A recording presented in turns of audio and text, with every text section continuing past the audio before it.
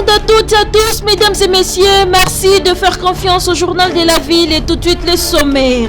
Le chef de l'État, Félix-Antoine Tshisekedi Tshilombo, prononcera son discours sur l'état de la nation ce lundi 14 décembre devant les congrès, informe le bureau d'âge de l'Assemblée nationale dans un communiqué signé après la destitution du bureau Janine Mabunda. Le directeur administratif et financier de la société Transco a été transféré ce samedi 12 décembre à la prison centrale de Makala par le parquet général près la cour d'appel de Kinshasa, Matete. Le parti d'Union républicaine a un nouveau président à sa tête. Il s'agit de Luc Gérard Niafé Poutou, élu par la majorité absolue ce samedi 12 décembre à Kinshasa dans un congrès réuni. C'est tout pour le sommaire, mesdames et messieurs, et encore une fois, bienvenue dans ce journal.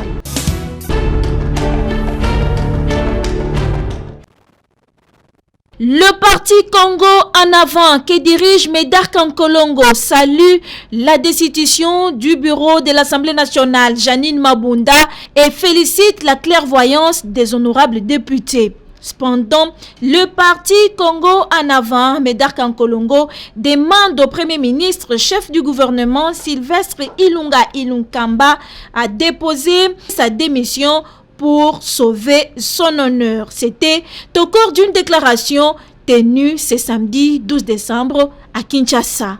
Nous saluons la destitution du bureau Mabunda tout en restant vigilants car le problème réel des Congolais reste sans réponse.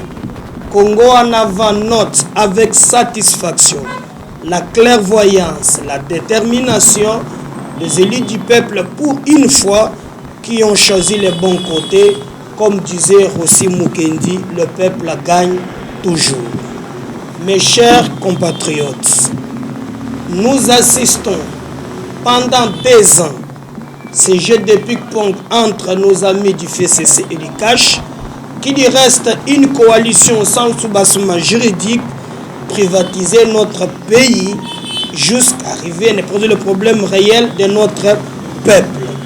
Congo en avant salue cette destitution et souligne plus rien dans notre pays. La détermination de notre peuple ne sera jamais flouée par une classe politique non classable. Congo en avant demande au Premier ministre, Monsieur Sylvestre Ilunga Ilukamba, de déposer sa démission pour sauver ne fût-ce que l'honneur de son diplôme en tant que professeur d'université. Nous demandons au président de la République d'accélérer avec le mécanisme de la désignation d'un informateur afin de mettre en place un gouvernement qui du reste prendra en compte le desiderata de notre peuple.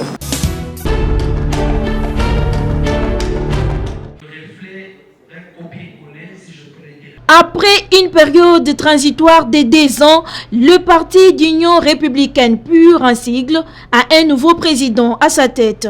Il s'agit de Luc Gérard Niafé, élu à l'unanimité par les 4 membres du parti réunis en congrès ce samedi 12 décembre à Africana Palace, et c'est après adoption par la majorité absolue point par point du statut du parti révisé et du règlement d'ordre intérieur. C'est dans toute transparence que s'est déroulée cette élection au sein du parti pur.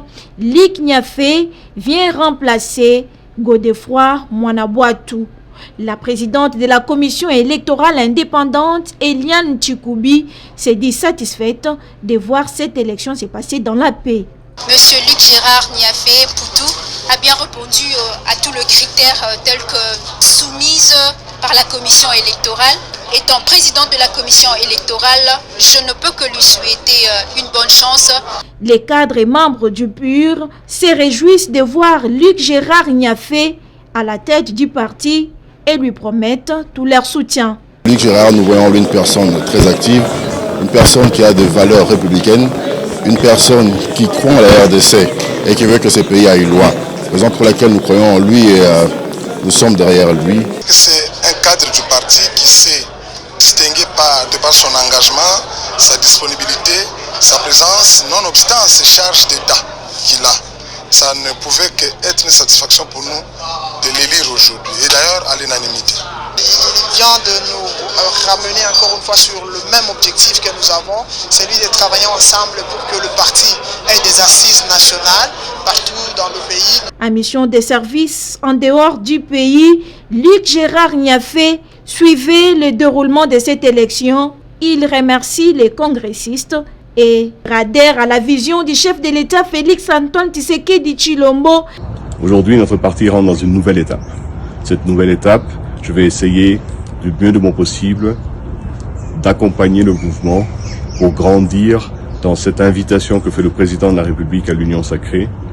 Notre pays traverse un moment difficile, un moment critique, où nous allons pouvoir consolider cette transition démocratique qui, pour la première fois de son histoire, est arrivée avec l'élection du président Félix Tshisekedi. Le président élu a un mandat de 5 ans renouvelable une fois.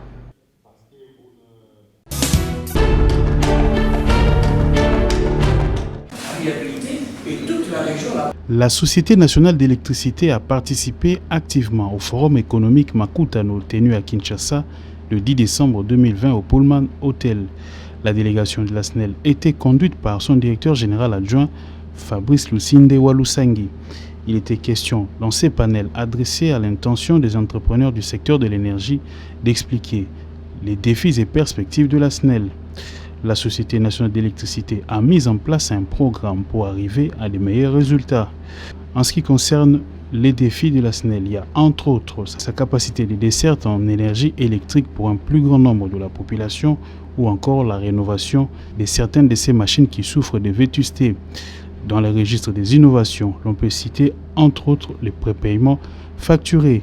La SNEL implore à l'État congolais de pouvoir également honorer ces différentes factures car plusieurs services de l'État ne payent pas l'électricité. À l'issue de cette rencontre, quelques participants ont réagi. Je suis très content de pouvoir distribuer, de partager les idées parce que c'est à force d'idées qu'on peut construire notre Congo. Et mon impression c'est que le secteur avance et je veux encourager que le secteur puisse avancer. Il y a beaucoup d'espoir, je veux dire. Ce que moi j'ai retenu, c'est que ces échanges d'abord ça permet que chacun dise à l'autre les pesanteurs qui se présentent pour qu'ensemble, à l'issue des échanges, on puisse faire des résolutions pour justement lever ces pesanteurs. Et ces résolutions, ça ne va pas seulement vers la Société nationale d'électricité, ça va également vers le gouvernement, ça va également vers maintenant l'autorité de régulation de l'électricité. Nous avons entendu Madame le directeur général de l'autorité de régulation de l'électricité me dire quelles sont les nouvelles applications informatiques qu'ils mettent en place pour justement faciliter aux opérateurs privés qui sont intéressés dans le secteur de pouvoir participer à l'investissement dans le secteur. C'est déjà une bonne chose.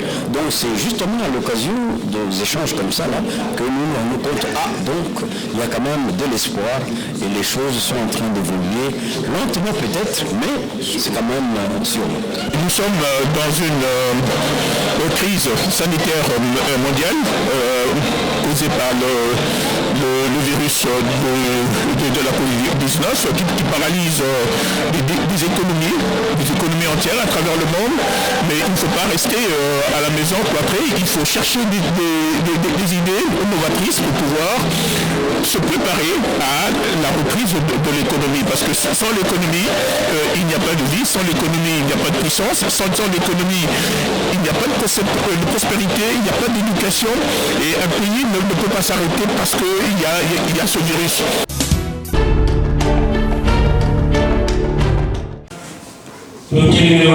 Le chef spirituel de l'église kimbangiste Simon Kimbangu Kiangani a conduit pour la 5e fois consécutive le culte dominical au centre d'accueil de cette communauté le 6 décembre 2020. C'était en présence du représentant provincial de l'église kimbangiste à Kinshasa, Surben Swalenge, des fidèles et des invités des marques. Au cours de cette réunion de prière, Simon Kimbangu Kiangani a rappelé aux fidèles qu'en 1970, le premier chef spirituel de cette église, Joseph Diangenda, a été nommé par le roi Baudouin comme commandeur de l'ordre de la couronne. La 70, Yemoko roi Baudouin a yakiawa. Tanguana yaki, Kutada Kipena, Papa Mfumolon, Papa Diangenda. Tulungi, Tomona Elemo Oyo Yatikaki, on a Komo ya Papa Diangenda. Directeur Sugazania Kusagata Gabiso. Nini Yatikaki Yero Baudouin, Ole Ngoma Tata Simon Kimbangu.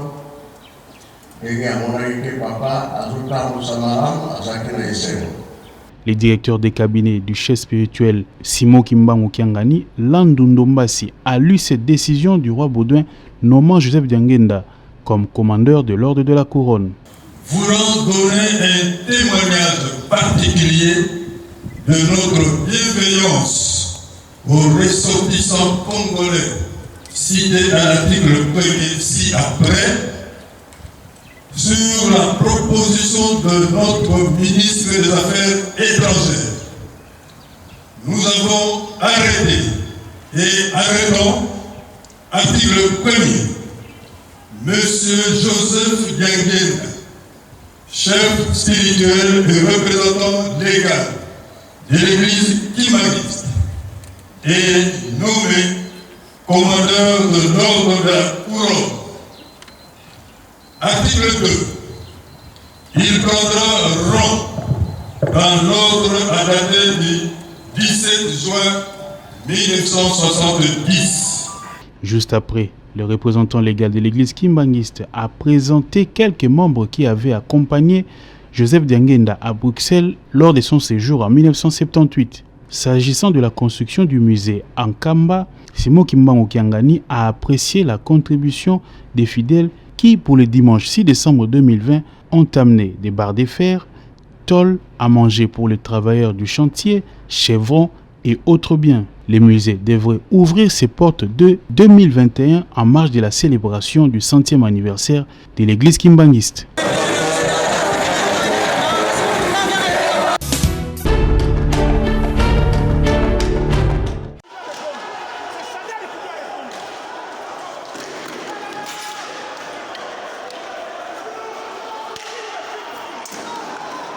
Bras de fer ce mercredi 8 décembre entre les députés pétitionnaires et ceux du FCC, alors que le secrétaire général de l'Assemblée nationale, Jean Ngouvou Koji, a convoqué les députés pour une plénière ce mardi à 11h. Le bureau de Janine Mabunda invite les mêmes élus à 10h pour une communication du bureau. Pour la plénière convoquée par le secrétaire général de l'Assemblée nationale, un point inscrit à l'ordre du jour de cette séance, à savoir l'installation du bureau d'âge en vue de l'examen des pétitions initiées contre le bureau de l'Assemblée nationale dirigé par Janine Mabunda. Quant à la plénière du bureau Mabunda, il annonce une communication importante. Plénière contre plénière, les honorables députés se sont affrontés, des chaises ont été même cassées, ils se sont même lancés des agoudoirs, des chaises cassées en morceaux, des blessés signalés de part et d'autre à l'intérieur du palais du peuple. Il a fallu l'intervention de la police pour que la situation soit maîtrisée. Et malgré ces bagarres entre les deux camps et malgré la guerre des communiqués entre les bureaux de l'Assemblée nationale dirigés par Janine Mabunda et le secrétaire général Ngouvou Kodi, les pétitionnaires ont réussi à installer le bureau provisoire de l'Assemblée nationale composé du plus vieux et des deux plus jeunes d'entre les députés nationaux. Et c'est conformément au règlement intérieur qui régit l'Assemblée nationale en cas de mise en accusation du bureau. Alors, l'honorable Mbosso Kyodiampwanga, élu du FCC le plus vieux, les honorables députés Aminata Namansia du PPRD et Gaël Mboussa du FCC ont été installés. Et finalement, la plénière s'est tenue dans la salle du spectacle du Palais du Peuple. Et les bureaux d'âge va organiser une plénière ce jeudi 10 décembre, une plénière qui va traiter les dossiers de la pétition. La liste de présence nous transmise par les services administratifs nous renseigne que sur 500 députés nationaux, 279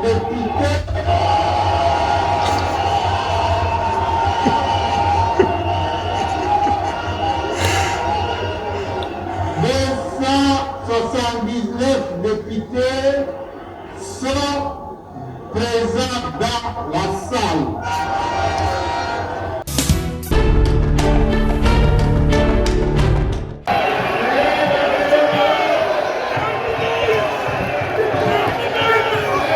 L'ambiance était à son comble à l'Assemblée nationale, à l'extérieur du Palais du Peuple, tout comme à l'intérieur de la salle de congrès lors de la plénière de ce jeudi 10 décembre 2020.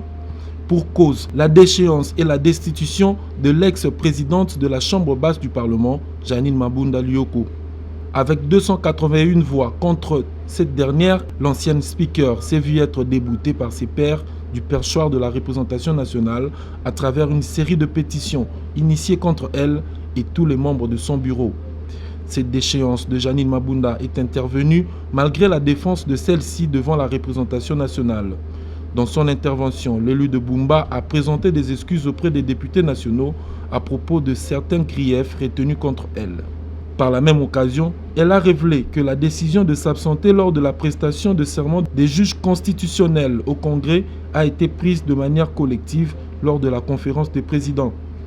Signalant qu'à travers cette déchéance du bureau de la Chambre basse du Parlement, il apparaît clairement la requalification d'une nouvelle majorité parlementaire telle que voulue et annoncée par le chef de l'État au cours de son discours de restitution de consultation présidentielle.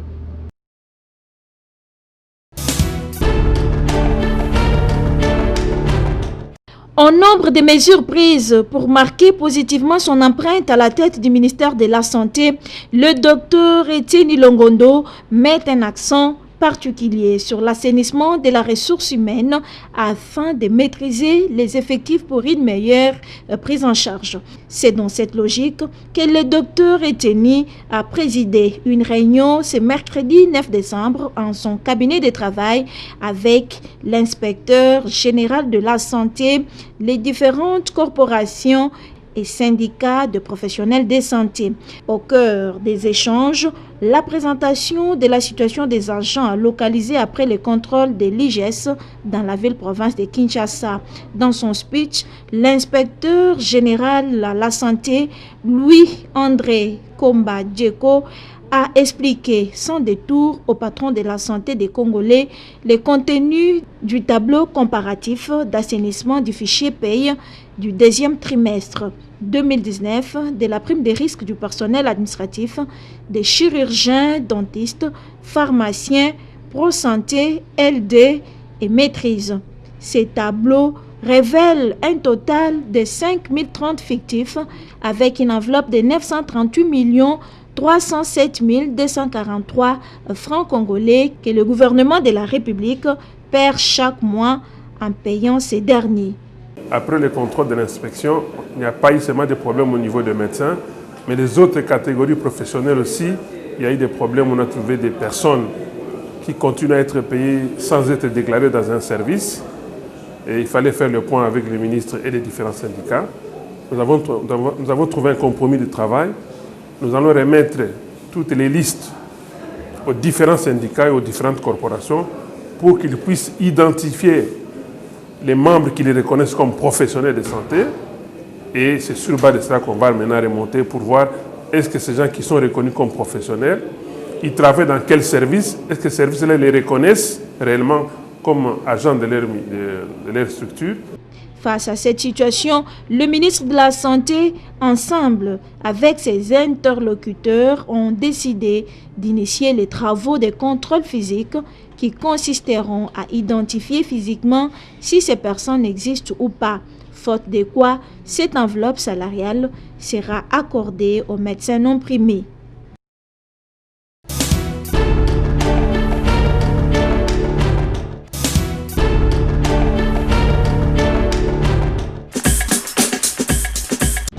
nous sommes arrivés à la fin de ce journal de la ville, mesdames et messieurs.